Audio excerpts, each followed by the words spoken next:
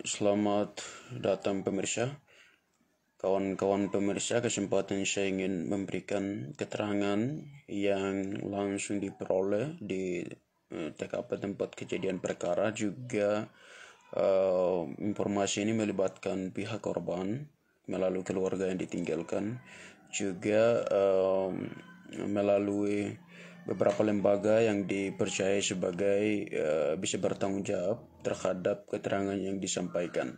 Di dalam ini ada pihak gereja yang saya ketemu, kemudian juga saya ketemu dengan pihak korban, keluarga yang ditinggalkan, juga saya ketemu dengan ada orang-orang yang selama ini mereka berinteraksi dengan salah satu korban yang akan menjadi penjelasan di dalam kesempatan ini. Kesempatan ini saya ingin mencoba memberikan keterangan terhadap salah satu korban di dalam operasi militer yang berlangsung di Paniai di Bibida, bahwa setelah ada kejadian operasi militer yang berlangsung tanggal 14 bulan Juni, pada saat itu juga ada masyarakat yang mereka melakukan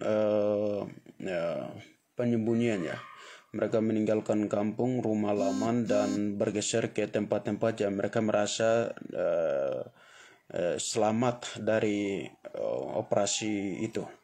Operasi ini terjadi tentu karena akibat dari ada konflik senjata yang terjadi sebelumnya, di mana ada informasi yang kita tahu di dalam media yang sudah disampaikan juga dan cukup viral, bahwa ada salah seorang yang diduga oleh pihak yang sementara ini berkonflik TPNPB ya, itu sebagai bagian dari intelijen TNI, sehingga kemudian dilakukan pembunuhan dan pembakaran mayat sekaligus dengan mobil yang di drive oleh si korban itu. Dan itu berlanjut sampai pada tanggal 14 itu ada penyerbuan operasi dari satuan atau unit operasi Damai Kartens, yang kemudian memimpin masuk sekaligus dengan satuan gabungan TNI dan Polri, dan mereka menduduki memasuki wilayah distrik Bibida. Setelah kejadian itu, tidak hanya masyarakat distrik pada saat itu mereka meninggalkan kampungnya, tapi juga ada beberapa masyarakat dari termasuk distrik Paniai Timur. Itu mulai dari batas mata jalan naik di mulai start di salah satu SD yang dibakar sebelumnya oleh TPNPB, kemudian sampai di distrik Bibida. Nah, di distrik Bibida ini hampir semua, bukan hampir semua, tapi memang semua, hanya satu, menurut keterangan informasi terakhir, hanya satu keluarga yang masih ada di sana, tapi hampir semua sudah meninggalkan tempat sejak tanggal 14 Juni. Yang paling terakhir kemarin, masyarakat hari Minggu itu paling terakhir untuk melakukan pengungsian dari tempat. Dan pada saat mereka mengungsi, pada saat tanggal 14 itu, semua termasuk korban ini meninggalkan rumah dan ada yang melarikan diri ke bagian hutan.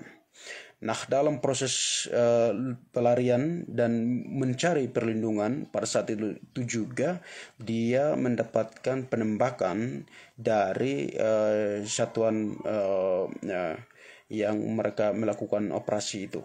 Nah, pengejaran terhadap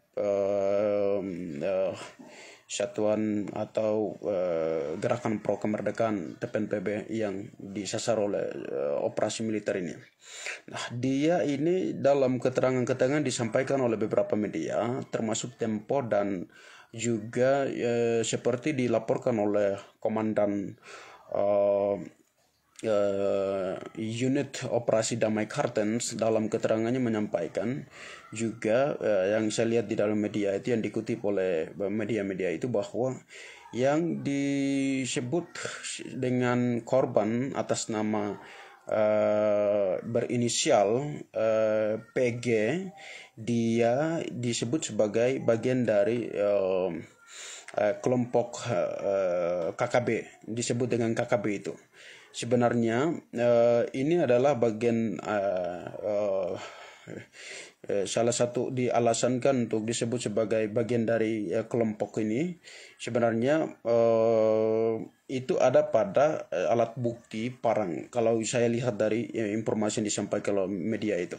Sementara parang yang diduga itu dalam pengungsian pada saat itu dia bersama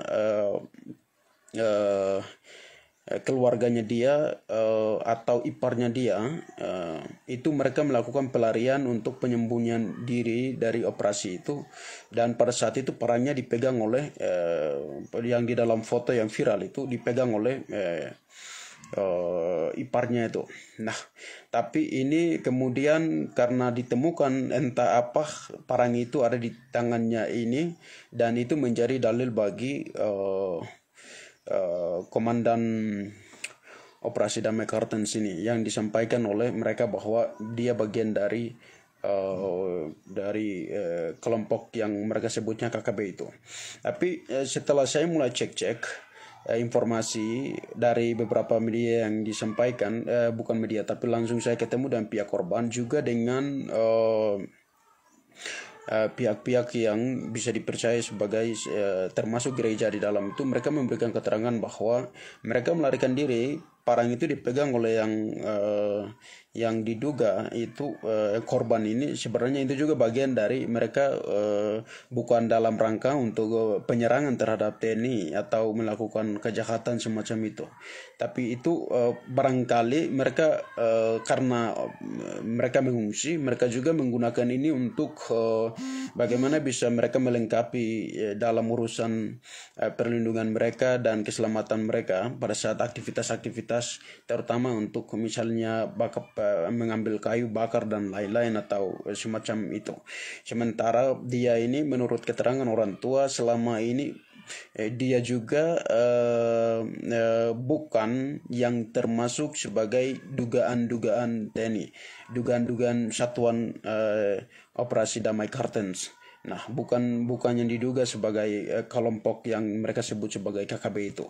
Dia betul-betul dan benar-benar sebagai masyarakat sipil. Itu pengakuan langsung dari pihak korban yang ditinggalkan oleh dia anaknya, karena pada saat itu anaknya tidak bersama-sama dengan dia karena urusan kegiatan di dalam gereja. Dia meninggalkan sebelum kejadian pengungsian pada tanggal 4 itu, pada tanggal 14 Juni itu. Dan kemudian saya juga mendapat informasi ini, keterangan langsung dari pihak gereja, ternyata dia juga termasuk dari umat Katolik yang sebelumnya termasuk di paroki Madi, dan itu disampaikan oleh pastor paroki.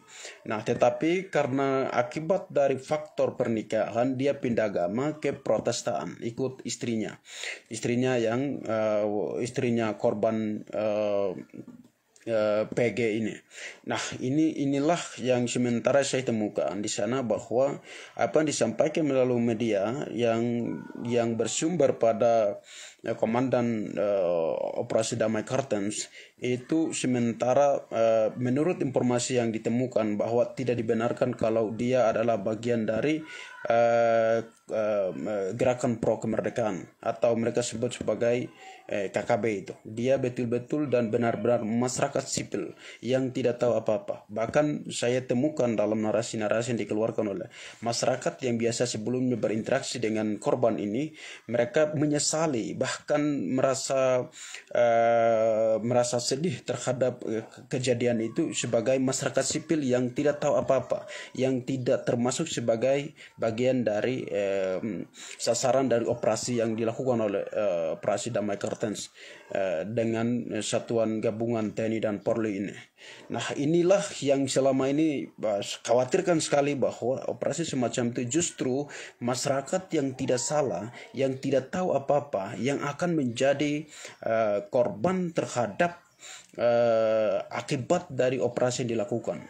Nah, ini sehingga saya berharap penegakan-penegakan yang dilakukan melalui operasi ini tidak secara langsung mengambil sikap dan tindakan yang kontak secara langsung melalui kontak senjata. Apalagi kalau dalam kasus ini yang korban itu dia tidak memiliki senjata api yang model TNI Polri menggunakan ataupun gerakan pro kemerdekaan yang selama ini menggunakan. Dia hanya bawa parang bukan dalam rangka untuk menyerang terhadap siapa-siapa.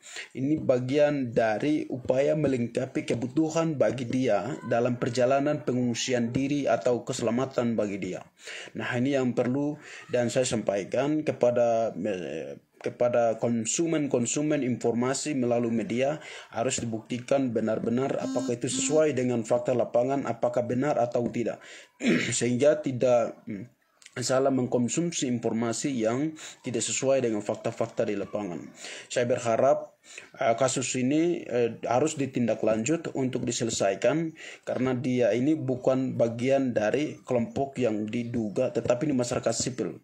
Sesuai dengan hukum yang berlaku harus ditegakkan sesuai dengan ini. Mungkin itu yang dapat saya memberikan penjelasan melalui video ini. Terima kasih atas perhatian dan tontonan semua pihak.